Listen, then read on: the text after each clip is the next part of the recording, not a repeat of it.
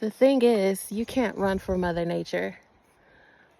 The trees will communicate with one another and let each other know, if there's a threat, if there's humans, animals, etc.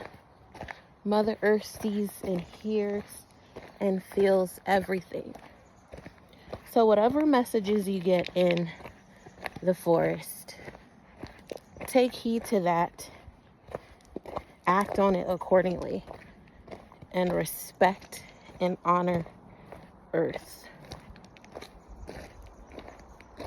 Because trees, believe it or not, they've been around since the beginning of time. They hold memories, they have feelings, they are living things.